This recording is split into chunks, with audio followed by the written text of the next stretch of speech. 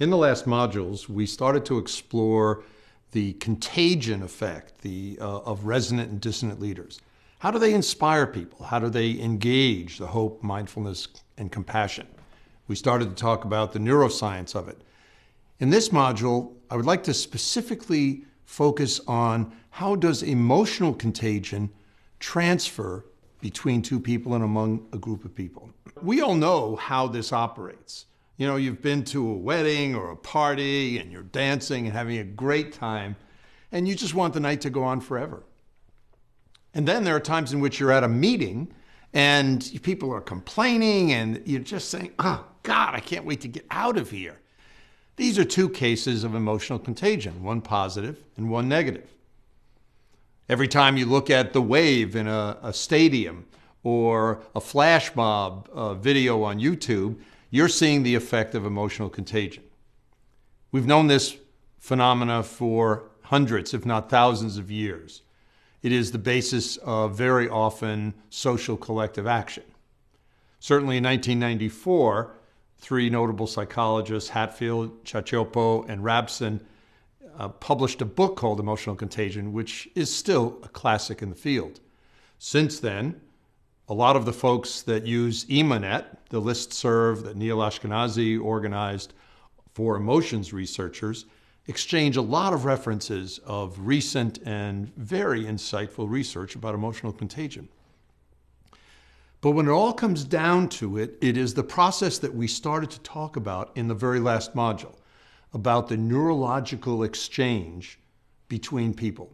I talked about the difference between what happens when you activate the default mode network, which opens people up to possibilities and others, and the task positive network coming out of Tony Jack's research.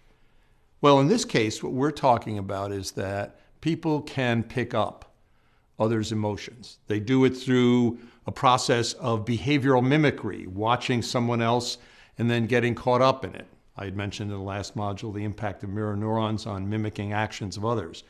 And we also have the work of Batson and Dossetti and other neuroscientists on these hemodynamic sympathetic systems, where actually you start to tune into the emotions of others. Do-do-do-do-do-do-do-do. Is this the stuff of Star Trek's Betazoid empaths? Am I really talking about mental telepathy? Yes, I am. And does it mean if you wear an aluminum foil cap, you can block other people or other intelligence agencies from reading your emotions? No, everyone knows it has to be a lead cap, not aluminum foil. But joking aside, this basic process of tuning into each other's emotions happens, as I started to allude in and describe in the last module, at very fast speeds. As a matter of fact, because it's happening very often in not just less than a second, but in milliseconds, that it's happening predominantly unconsciously, and it's happening, as we said, very fast because of the effect of these von Economo or spindle cell neurons. Well, one of the things about this exchange of emotions that often catches us unawares is that it doesn't really matter whether or not we're consciously aware of the emotion we're having. I mean, take, for example, you have a fight with your spouse or your partner or a roommate before you go to work or school, and you driving or taking a bus or a train, and you get to work or a class or a lab at school, and you walk in and you say, wait a minute, I don't want that other thing to bother me. So you put on a happy face and you walk in and say, good morning, good morning, good morning. What you don't realize is what's preceding you is a bow wave of negative emotion. Because what people are picking up as you're walking by is not the smile on your face. They're picking up these negative emotions that you're still fuming about inside.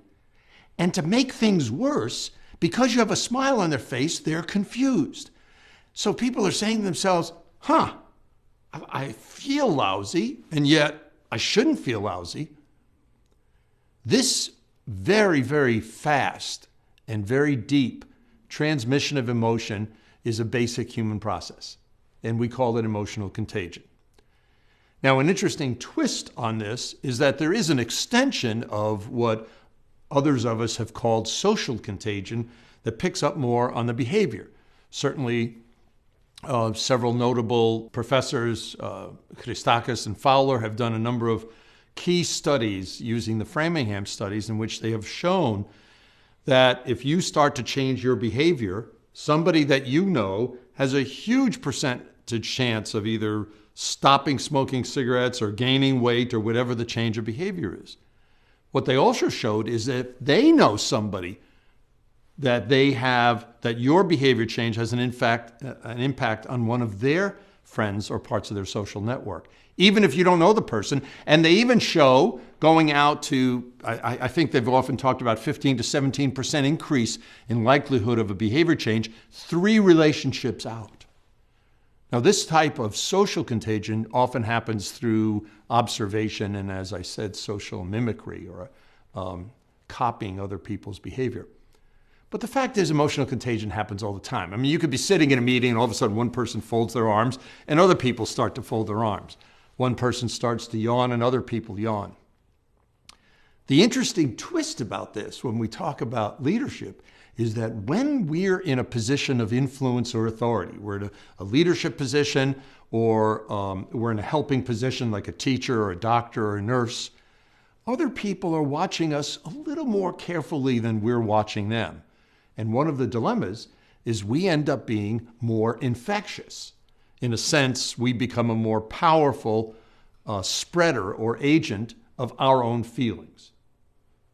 In the next class, one or so modules later, we will be talking about why emotional intelligence is so important. This is a classic example of why. If you're not aware of your own emotions, if you're not mindful of what's going on inside, even at the unconscious level, how can you be somewhat in control? How can you creatively and effectively use that information to be more thoughtful in your impact on other people? So emotional contagion is a very, very fundamental process in the notion of building better relationships, of rebuilding the relationships, and of more effective leadership.